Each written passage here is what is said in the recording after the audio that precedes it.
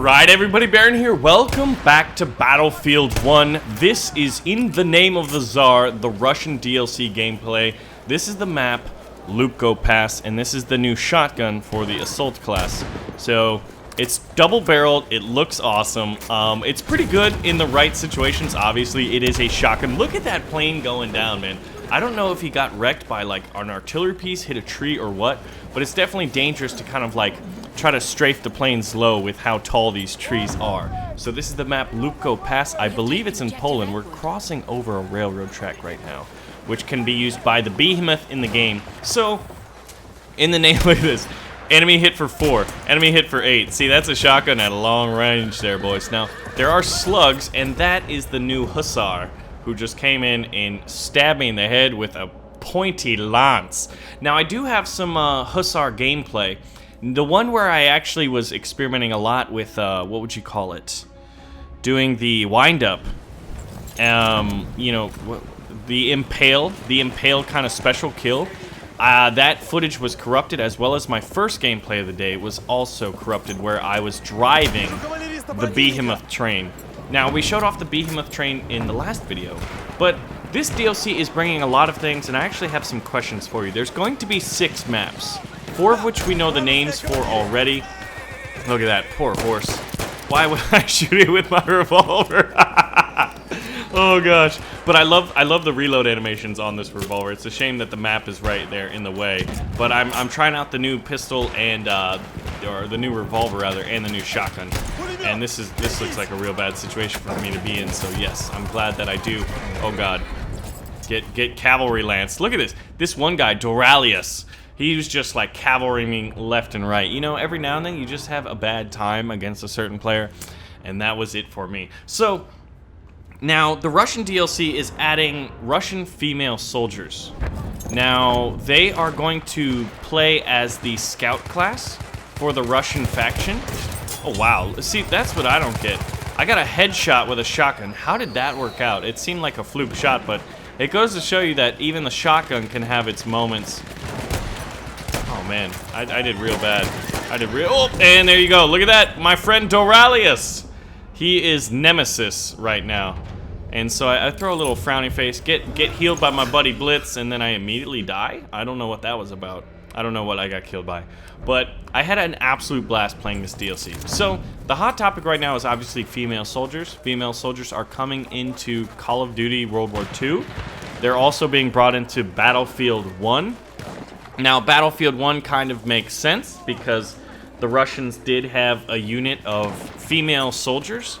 Somebody was commenting in the last video, and I would like you guys to fact check it, that they were disbanded within like a year of being made, or of being, you know, banded. I guess what's the opposite of disbanded? Banded, right? My vocabulary sometimes eludes me as I'm very much getting distracted with what is on the screen before me.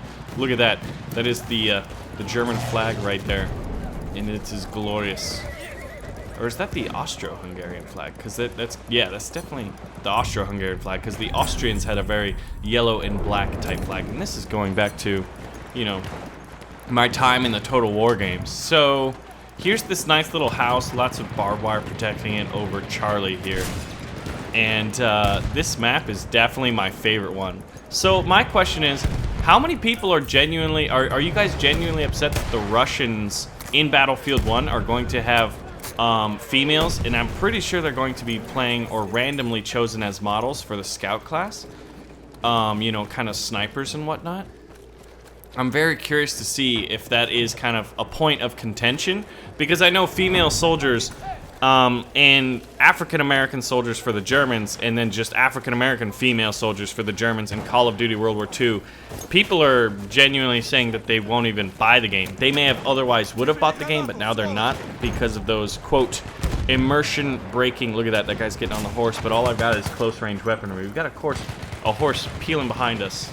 So that's one of the questions for today is, you know, is that a truly, I wouldn't say, is that a game breaker for you? Or, well, let me rephrase. Is that a deal breaker for you guys? Every time I hear a horse now neighing, I'm just like freaking out and looking everywhere. So here's my boys. We're camping this base, taking A. There's some busted artillery pieces. It looks like, what is that? It looks like an armored car almost. Yeah, some armored cars that have been destroyed, but they're just for fun. They weren't like player controlled or anything like that. The shotgun's fun, and I did okay, but you know, it's definitely a close range weapon. So yes, is that a deal breaker?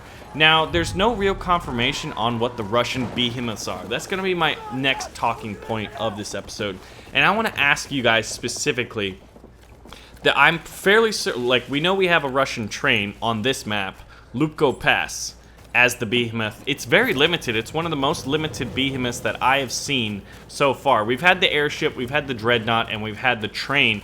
And in all those cases, you'd almost say that the Char 2C, the giant land ship, in They Shall Not Pass, was one of the more limiting ones. But it was still better and could still get to more places despite how slow it was. You know, it had more options of where to go, whereas the behemoth in this map is very, very limited, and I was kind of disappointed with that. And I was also a little disappointed why we didn't get to see a crazy behemoth, right? I mean, we've seen the train, and the train's probably the most underwhelming one. You know, I'd say airship's the coolest, dreadnought second, and then the train's the third, and we get another train. But we're gonna get 6 maps, so it's wondering, like, what other behemoths will we see? Look, there's that freaking horse. And I'm like, guys, you gotta watch out, man. Watch out for that horse. And here I am potato aiming. But I'm Russian, so you know what? It's kind of how we're trained to shoot. So my question is, do you want to see the Russian Tsar tank? See, this DLC is called In the Name of the Tsar. The Tsar being, you know, the leader of the Russian Empire at the time, prior to the revolution of 1917, which is another thing. I'm just going to say this. I'm very disappointed that Battlefield 1 does not put campaigns, or at least mini campaigns, in the DLCs, because I thought that was an enemy for a second. Oh gosh, there's so much going on in these battles, and that's why I love it. So yes, the leader of the Russian Empire is the Tsar, right? The DLC is called In the Name of the Tsar. Now, during this era, there was a tank called the Tsar tank, and it is crazy. Just Google it. Just Google it. Trust me, you're going to be very happy you did. T-S-A-R. T-S-A-R tank. Tsar tank. Look at that plane get wrecked. Do you think that this would be an adequate behemoth for Battlefield 1? So here's the thing. They actually built it, and they actually tested it, but it ground to a halt, and, like, in the swamps when they were kind of, like, testing it out, it basically just didn't work. I mean, it worked, but then, like, the back wheels were so small, the big wheel, the you know, roller wheels were so big, it was just very impractical, it was underpowered, as is the Russian giant bomber plane, relatively underpowered given its weight, which we are going to see that bad boy in Battlefield 1, In the Name of the Tsar. They've listed it on their webpage, announcing it. So the question is, would it be good? There's a few things about it, like, you know, in real life, it wasn't practical. It didn't serve its proposed function of being, you know, a breakthrough giant trench crossing tank.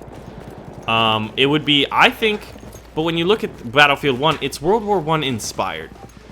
You see some things that were not used. Like, there's SMGs everywhere, right? There's automatic and semi-automatic weaponry when the vast majority of people were using bolt-action rifles. We've got behemoths and vehicles used not in their proposed roles.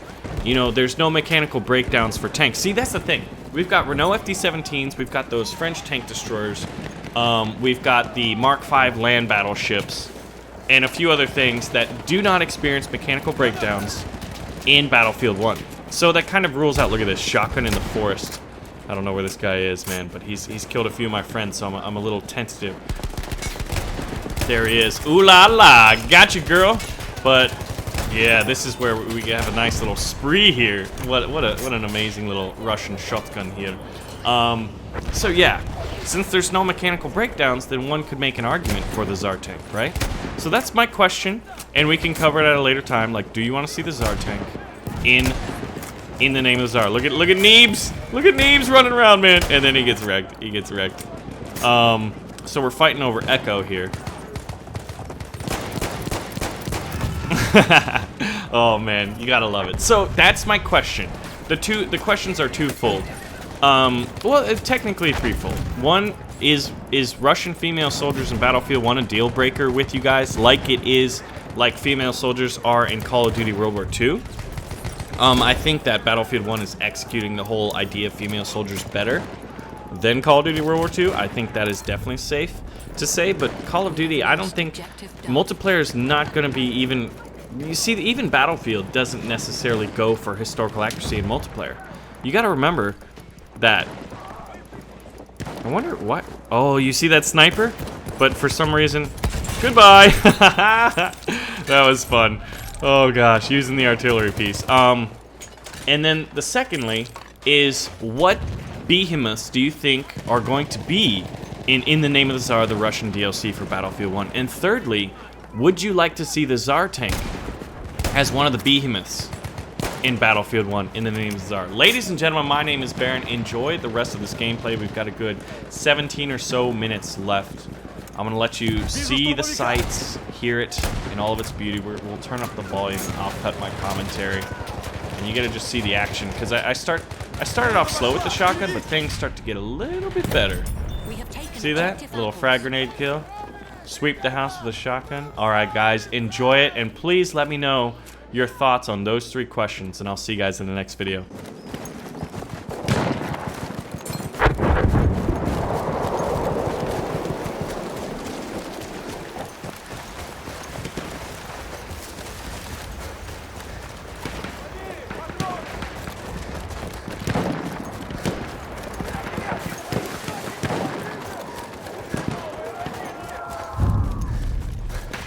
We have taken objective Duff.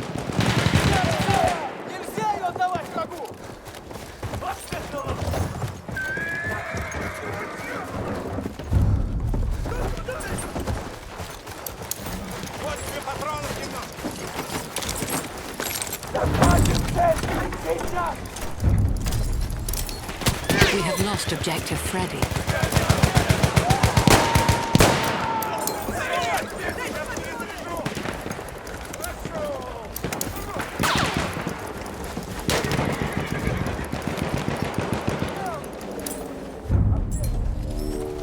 We have taken objective Butter.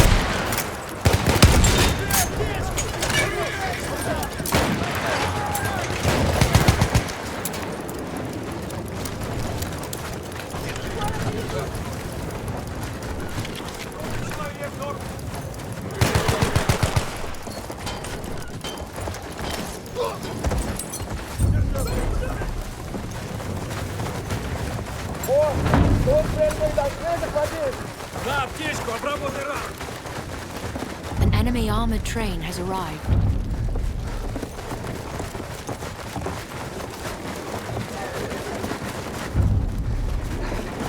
We have lost objective Butter.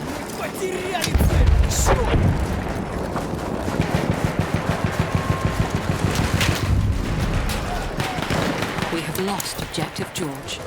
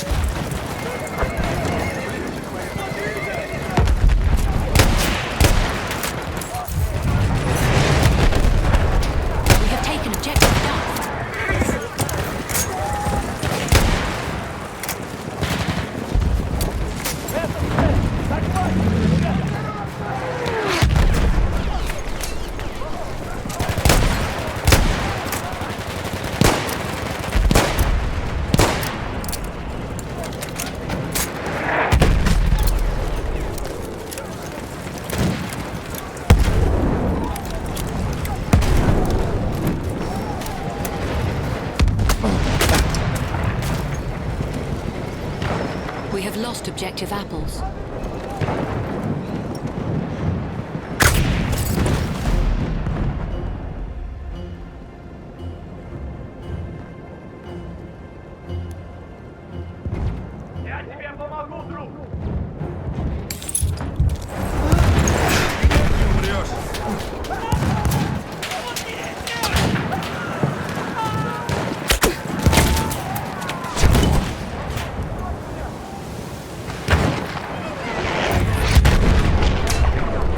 Objective Edward.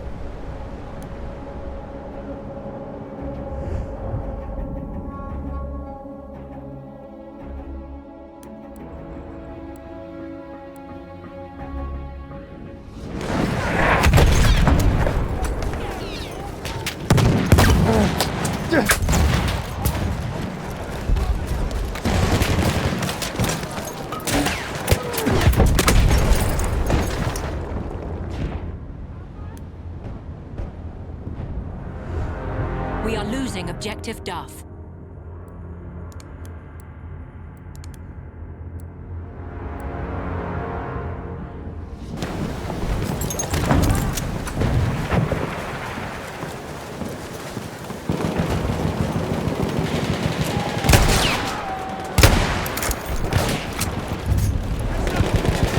We have lost Objective Edward. We have lost Objective Duff.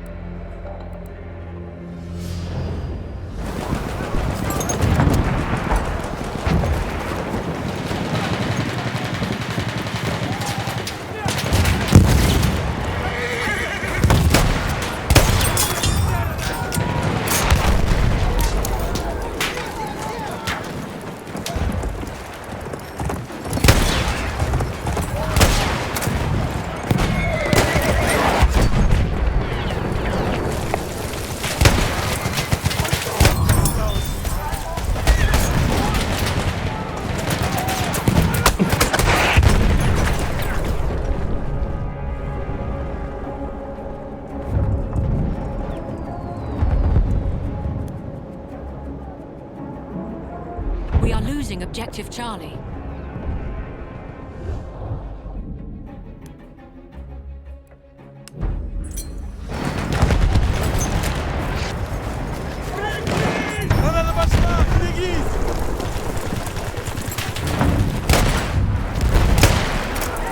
We have lost Objective Charlie.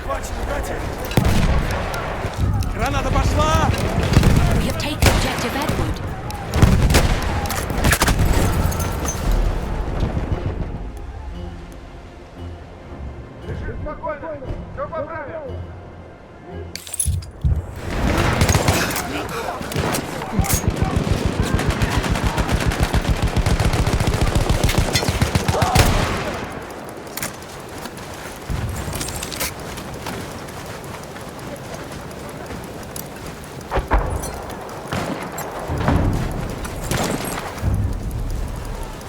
We have lost Objective Edward.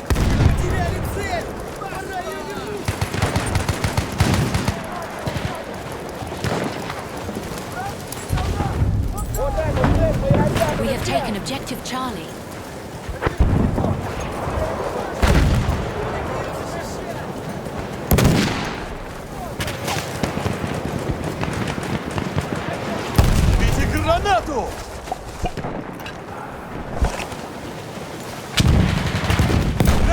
Поберегись!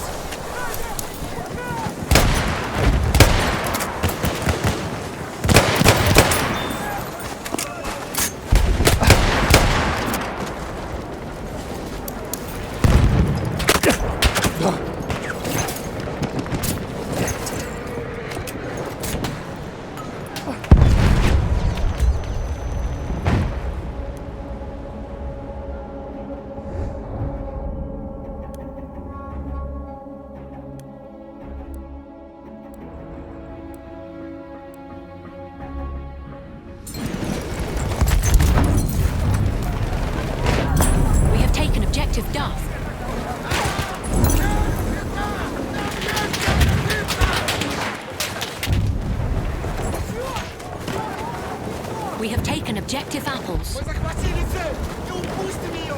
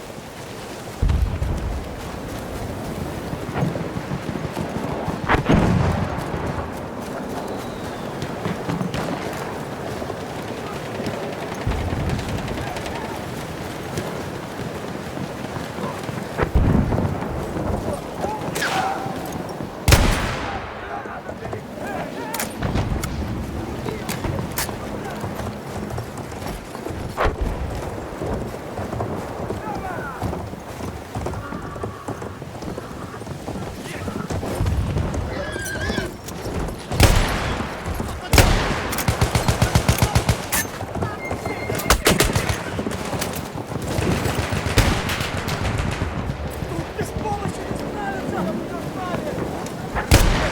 Тебе пригодится!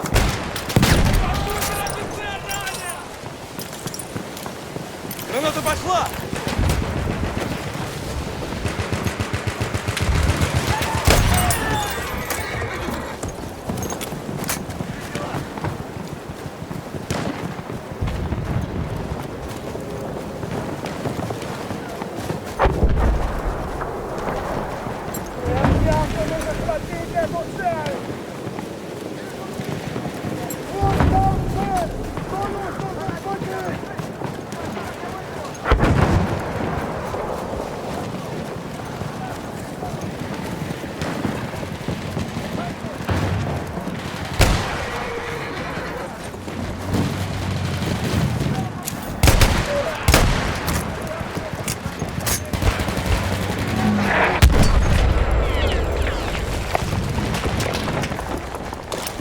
Бросаю гранату! Осторожно!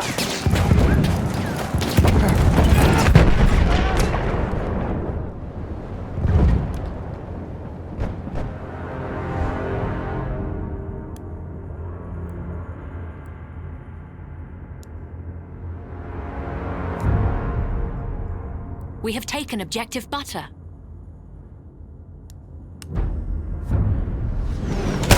We have lost objective dark. Граната гадов!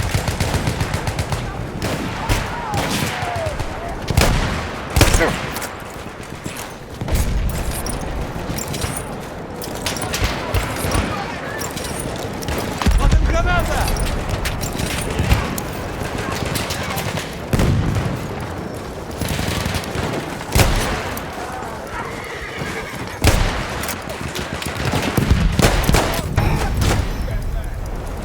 We have lost objective Charlie.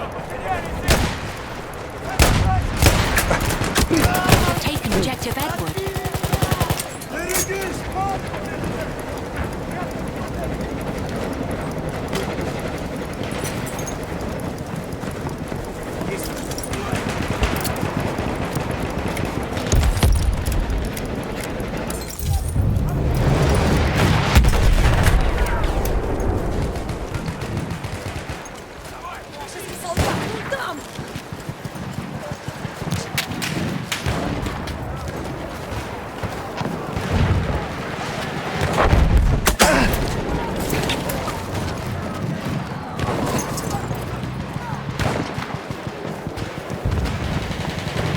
Смотри, медик!